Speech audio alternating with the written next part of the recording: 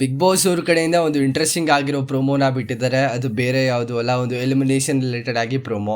ಅದು ಒಂದು ಮಾಳು ವರ್ಸಸ್ ಸ್ಪಂದನ ಅವ್ರ ನಡುವೆ. ಇವರಿಬ್ಬರ ನಡುವೆಯಲ್ಲಿ ಯಾರು ಎಲಿಮಿನೇಟ್ ಆಗಿರ್ಬೋದು, ಈ ಪ್ರೊಮೋದಲ್ಲಿ ಏನೆಲ್ಲ ಟ್ವಿಸ್ಟ್ ಇದೆ ಅಂತ ಕಂಪ್ಲೀಟ್ ಆಗಿ ವಿಡಿಯೋದಲ್ಲಿ ನೋಡೋಣ. ವಿಡಿಯೋ ಸ್ಟಾರ್ಟ್ ಮಾಡೋಕ್ಕಿಂತ ಮುಂಚೆ ನೀವೇನಾದರೂ ಹೊಸಬ್ರಾಗಿದ್ದರೆ ಚಾನಲ್ನ ಸಬ್ಸ್ಕ್ರೈಬ್ ಮಾಡಿಕೊಂಡು ವಿಡಿಯೋಗೊಂದು ಲೈಕ್ನ ಮಾಡಿ. ನಿನ್ನೆಯಿಂದನೂ ಕೂಡ ಒಂದು ಡಬಲ್ ಎವಿಕ್ಷನ್ ಆಗುತ್ತೆ ಅಂತ ಬಿಗ್ ಬಾಸ್ ಅವರು ಅನೌನ್ಸ್ಮೆಂಟ್ನ ಮಾಡಿದರು. ಒಂದು ಸ್ಯಾಟರ್ಡೆ ಎಪಿಸೋಡಲ್ಲಿ ಸೂರಜ್ ಅವರು ಎಲಿಮಿನೇಟ್ ಆದರು. ಅದೇ ಥರ ಇವಾಗ ಸಂಡೇ ಎಪಿಸೋಡಲ್ಲಿ ಯಾರು ಎಲಿಮಿನೇಟ್ ಆಗ್ತಾರೆ ಅಂತ ಒಂದು ಕ್ವಶನ್ ಮಾರ್ಕ್ ಎಲ್ಲರಿಗೂ ಕೂಡ ಇದ್ದೇ ಇರುತ್ತೆ ಅಂತಲೇ ಅಂದ್ಕೊಳ್ಬೋದು. ಈ ಒಂದು ಪ್ರೊಮೋದಲ್ಲಿ ನೋಡ್ತಾ ಇದ್ರೆ ಮಾಳು ಮತ್ತು ಸ್ಪಂದನ ಅವರು ಒಂದು ಬಾಟಮ್ 2 ಅಲ್ಲಿದ್ದಾರೆ. ಅದೇ ಥರ ಲಾಸ್ಟ್ ಟೈಮ್ ನೀವು ಅಬ್ಸರ್ವ್ ಮಾಡಿರ್ತೀರಾ, ಒಂದು ಮೋಕ್ಷಿತಾ ಅವ್ರದ್ದು ರಿಲೇಟೆಡ್ ಆಗಿ ಆ ಒಂದು ಕಾರ್ ಸೀನ್ಸ್ ಇರುತ್ತೆ. ಕಾರಲ್ಲಿ ಎಲಿಮಿನೇಷನ್ ಆಗಿರೋದು ಮೋಕ್ಷಿತಾ ಅವ್ರದ್ದು ಸೀನ್ ಬರುತ್ತೆ. ಅದನ್ನು ಕೂಡ ಇಂಟ್ರೆಸ್ಟಿಂಗ್ ಆಗಿತ್ತು. ಇದನ್ನು ಕೂಡ ಅದೇ ಥರ ಇಂಟ್ರೆಸ್ಟಿಂಗ್ ಆಗಿರುತ್ತೆ ಅಂತಲೇ ಅಂದ್ಕೊಳ್ಬೋದು. ಈ ಒಂದು ಸೀನಲ್ಲಿ ಮೇಯ್ನಾಗಿ ಫಸ್ಟು ಒಪಿನಿಯನ್ನ ಕೇಳ್ತಾರೆ, ಬೇರೆ ಕಂಟೆಸ್ಟೆಂಟ್ಸ್ ಒಪಿನಿಯನ್ ಏನೆಲ್ಲ ಇತ್ತು, ಆದರೆ ಪಾಸಿಟಿವ್ ಏನಿತ್ತು ಕಂಟೆಸ್ಟೆಂಟ್ಸ್ ಬಗ್ಗೆ. ಇವಾಗ ಬಾಟಮ್ 2 ಅಲ್ಲಿದ್ದಾರೆ ಅಲ್ವಾ, ಅವರಿಬ್ಬರ ನಡುವೆ ಒಂದು ಪಾಸಿಟಿವ್ ಏನಿತ್ತು, ನೆಗೆಟಿವ್ ಏನಿತ್ತು ಅಂತ ಅಲ್ಲಿ ಕ್ಲಿಯರಾಗಿ ಮೆನ್ಷನ್ ಮಾಡಬೇಕಾಗಿರುತ್ತೆ. ಅದರಲ್ಲೇ ಹೈಲೈಟ್ ಆಗಿದ್ದು ಗಿಲ್ಲಿ ಅವ್ರದ್ದು ಮತ್ತು ಧನುಷ್ ಅವ್ರದ್ದು. ಅಂದರೆ ಗಿಲ್ಲಿ ಅವ್ರು ಹೇಳಿದ್ರು, ಅಂದರೆ ಸ್ಪಂದನ ಅವರು ಎಲ್ಲಿ ವೇಕಪ್ ಆಗಬೇಕು ಅಲ್ಲಿ ವೇಕಪ್ ಆಗಲಿಲ್ಲ. ಮತ್ತು ಧನುಷ್ ಅವರು ಹೇಳಿದ್ದು ಮಾಳು ಅವ್ರ ಬಗ್ಗೆ ಏನಂತ ಅಂದರೆ ಯಾವುದಕ್ಕೂ ಕೂಡ ಸ್ಟ್ಯಾಂಡ್ ತೊಗೊಳ್ಳಲ್ಲ ಅಂತ ಗೊತ್ತು ಎಲ್ಲರಿಗೂ. ಅವರು ಆಲ್ಮೋಸ್ಟ್ ಸ್ಟ್ಯಾಂಡ್ ತೊಗೊಳ್ತಿರ್ಲಿಲ್ಲ, ಬರೀ ಟಾಸ್ಕ್ ಪರ್ಫಾರ್ಮ್ ಮಾಡಿ ಸುಮ್ಮನೆ ಸೈಡಲ್ಲಿ ಇರ್ತಿದ್ರು. ನನ್ನ ಒಪಿನಿಯನ್ನು ಆ್ಯಕ್ಚುಲಾಗಿ ಎಲ್ಲ ಟಾಸ್ಕೂ ಕರೆಕ್ಟಾಗಿ ಆಡಿ ಅದೆಲ್ಲ ಟಾಸ್ಕಲ್ಲೂ ಕೂಡ ಗೆಲ್ತಿದ್ರು. ಬಟ್ ಎಲ್ಲೋ ಒಂದು ಸ್ವಲ್ಪ ಎಂಟರ್ಟೈನ್ಮೆಂಟ್ ಕಮ್ಮಿ ಆಗಿತ್ತು. ಏನಾದ್ರು ಪೋರ್ಟ್ರೇ ಮಾಡಿದ್ರು ಲೈವಲ್ಲಿ ಟೆಲಿಕಾಸ್ಟ್ ಆಗೋ ಥರ ಏನಾದರೂ ಎಪಿಸೋಡ್ ಟೆಲಿಕಾಸ್ಟ್ ಆಗಿಲ್ಲ ಅಂತಲೂ ಕೂಡ ಕ್ವಶನ್ ಮಾರ್ಕ್ ಬರುತ್ತೆ. ಇಲ್ಲಿ ಸ್ಪಂದನ ಅವ್ರ ಬಗ್ಗೆ ಮಾತಾಡೋದಾದರೆ ಪರ್ಫಾರ್ಮೆನ್ಸ್ ಸ್ವಲ್ಪ ಕಮ್ಮಿ ಇದೆ. ಬಟ್ ಇಲ್ಲಿ ಟಾಸ್ಕ್ ಬುಕ್ಕೋದಕ್ಕೇ ಇವ್ರನ್ನ ಇಟ್ಕೊಂಡಿದ್ದಾರಾ ಅಂತಲೂ ಕೂಡ ಒಂದೊಂದ್ಸಲ ಅನಿಸ್ಬಿಡುತ್ತೆ. ಬಟ್ ಯಾರ ಬಗ್ಗೆನೂ ಇಲ್ಲಿ ನೆಗೆಟಿವ್ ಮಾತಾಡಬಾರ್ದು. ಬಟ್ ಈ ಒಂದು ಪಾಯಿಂಟಲ್ಲಿ ಬರೋದಾದರೆ ಒಂದು ಡಿಸರ್ವಿಂಗ್ ಅಲ್ಲ, ಅಂದರೆ ಎಕ್ಸ್ಪೆಕ್ಟೆಡ್ ಆಗಿ ಹೋಗೋದಾದರೆ ಸ್ಪಂದನ ಅವ್ರು ಹೋಗ್ಬೋದು.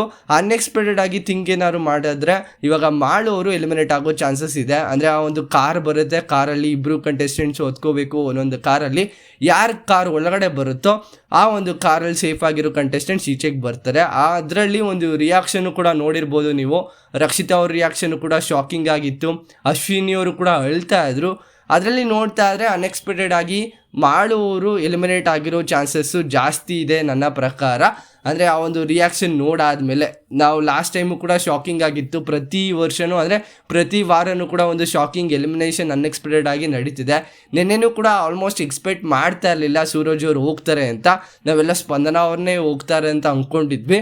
ಬಟ್ ಇವತ್ತು ಎಕ್ಸ್ಪೆಕ್ಟ್ ಮಾಡ್ಬೋದು, ಬಟ್ ಅನ್ಎಕ್ಸ್ಪೆಕ್ಟೆಡ್ ಆಗಿರುತ್ತೆ ಎಲ್ಲ ವಿಷಯನೂ ಕೂಡ. ನಿಮಗೆ ಕ್ಲಿಯರ್ ಆಗಿ ಏನಾದರೂ ಅಪ್ಡೇಟ್ ಬೇಕು ಅಂತ ಅಂದರೆ ಟೆಲಿಗ್ರಾಮ್ ಗ್ರೂಪ್ಗೆ ಜಾಯ್ನ್ ಆಗಿ. ಇದಕ್ಕಿಂತ ಮುಂಚೆ ಎಲ್ಲ ಅಪ್ಡೇಟ್ ಸಿಗುತ್ತೆ. ಇದು ಡಿಸ್ಕ್ರಿಪ್ಷನಲ್ಲಿ ಟೆಲಿಗ್ರಾಮ್ ಗ್ರೂಪ್ ಲಿಂಕ್ ಇದೆ, ಯಾರು ಕೂಡ ಮಿಸ್ ಮಾಡದಂತೆ ಜಾಯ್ನ್ ಆಗಿ. ನನ್ನ ಒಪಿನಿಯನ್ ಏನಂತ ಅಂದರೆ ಅಲ್ಲಿ ಶಾಕಿಂಗ್ ರಿಯಾಕ್ಷನ್ನು ರಕ್ಷಿತಾ ಅವ್ರದ್ದು ನೋಡ್ತಾ ಇದ್ರೆ ಅನ್ಎಕ್ಸ್ಪೆಕ್ಟೆಡ್ ಆಗಿ ಮಾಡೋರು ಎಲಿಮಿನೇಟ್ ಆಗಿರೋ ಚಾನ್ಸಸ್ಸು ಜಾಸ್ತಿ ಇದೆ. ನನ್ನ ಪ್ರೆಡಿಕ್ಷನ್ ಇದು, ಅವರು ಎಲಿಮಿನೇಟ್ ಆಗಿರೋ ಚಾನ್ಸಸ್ ಜಾಸ್ತಿ ಇದೆ. ಅವರನ್ನು ಬಿಟ್ಟರೆ ಇನ್ನೇನು ಸ್ಪಂದನ ಅವರು ಇಬ್ಬರು ಕೂಡ ಆಲ್ಮೋಸ್ಟ್ ಡಿಸರ್ವಿಂಗ್ ಇಲ್ಲ. ಅಂದರೆ ಮಾಡೋರು ಬರೀ ಟಾಸ್ಕಿಗೆ ಮಾತ್ರ ಸೀಮಿತ ಆಗಿದ್ದರು, ಬೇರೆ ಥರ ಎಂಟರ್ಟೈನ್ಮೆಂಟ್ ಮಾಡಲಿಲ್ಲ. ಸಾಂಗ್ ಆಗಿರ್ಬೋದು, ಹನುಮಂತ್ ಅವ್ರ ಥರ ಏನಾದರೂ ಓಟ್ ಕರೆಕ್ಟಾಗಿ ಬರ್ತಿದೆ. ಬಟ್ ಅಲ್ಲಿ ಹನುಮಂತ್ ಅವ್ರ ಕಡೆಯಿಂದ ಏನಾದರೂ ಒಂದು ಪರ್ಫಾರ್ಮೆನ್ಸ್ ಬಂತಲ್ಲ, ಅದೇ ಥರ ಇಲ್ಲಿ ಉತ್ತರ ಕರ್ನಾಟಕದಿಂದ ಮಾಡೋರ ಕಡೆಯಿಂದ ಪರ್ಫಾರ್ಮೆನ್ಸ್ ಬಂದಿದ್ರೆ ಇನ್ನೂ ಚೆನ್ನಾಗಿ ಇರ್ತಿತ್ತು. ಬಿಗ್ ಬಾಸ್ ಮನೆಯಲ್ಲಿ ಅವರ ಇನ್ನು ದಿನಗಳು ಕೂಡ ಜಾಸ್ತಿ ಇರ್ತಿತ್ತು. ಇಲ್ಲಿ ಸ್ಪಂದನ ಅವ್ರದ್ದು ಕೂಡ ಯೋಚನೆ ಮಾಡಬೇಕಾಗಿರುತ್ತೆ, ಏನಾದ್ರು ಓಟ್ ಜಾಸ್ತಿ ಬರ್ತಿದೆಯಾ ಇಲ್ವಾ. ಪರ್ಫಾರ್ಮೆನ್ಸ್ ಅಂತೂ ಕಮ್ಮಿ ಇದೆ ಹೋಲಿಸ್ಕೊಂಡ್ರೆ ಎಲ್ಲದಕ್ಕೂ ಕೂಡ. ಎಲ್ಲರಿಗೂ ಹೋಲಿಸ್ಕೊಂಡ್ರೆ ಸೂರಜ್ ಅವ್ರ ಕಡೆಯಿಂದನೂ ಕೂಡ ಕಮ್ಮಿ ಇತ್ತು. ಸೂರಜ್ಗೆ ಅವ್ರಿಗೆ ಅಬ್ಸರ್ವ್ ಮಾಡಿದ್ರೆ ಅವ್ರಿಗಿಂತನೂ ಕೂಡ ಪರ್ಫಾರ್ಮೆನ್ಸ್ ಕಮ್ಮಿ ಇತ್ತು. ನೋಡೋಣ ಯಾವ ರೀತಿ ಎಲಿಮಿನೇಷನ್ ಆಗುತ್ತೆ ಅಂತ. ಬಟ್ ಟ್ವಿಸ್ಟ್ ಮೇಲೆ ಟ್ವಿಸ್ಟ್ ಇದ್ದೇ ಇರುತ್ತೆ. ಎಕ್ಸ್ಪೆಕ್ಟ್ ದಿ ಅನ್ಎಕ್ಸ್ಪೆಕ್ಟೆಡ್ ಅಂತ ಫಸ್ಟೇ ಟೈಟಲ್ ಕೊಟ್ಟಿದ್ದಾರೆ ಅಲ್ವಾ, ಅದೆಲ್ಲದಕ್ಕೂ ಕೂಡ ಅನ್ವಯ ಆಗುತ್ತೆ ಅಂತ ಹೇಳ್ತಾ ಇದಿಷ್ಟು ಒಂದು ಪ್ರೊಮೋ ರಿವ್ಯೂ ಆಗಿರುತ್ತೆ. ಈ ವಿಡಿಯೋ ನಿಮಗೆ ಇಷ್ಟ ಆಗಿದ್ರೆ ದಯವಿಟ್ಟು ಒಂದು ಲೈಕು, ಶೇರು, ಕಮೆಂಟು, ಸಬ್ಸ್ಕ್ರೈಬ್ ಮಾಡ್ಕೋದಂತ ನೋಡ್ತಿದ್ರೆ ದಯವಿಟ್ಟು ಸಬ್ಸ್ಕ್ರೈಬ್ ಮಾಡ್ಕೊಂಡು ಸಪೋರ್ಟ್ ಮಾಡಿ ಅಂತ ಹೇಳ್ತಾ ನೆಕ್ಸ್ಟ್ ವಿಡಿಯೋ ಸಿಗೋಣ. ಬೈ ಬೈ, ಥ್ಯಾಂಕ್ ಯು, ನಮಸ್ಕಾರ.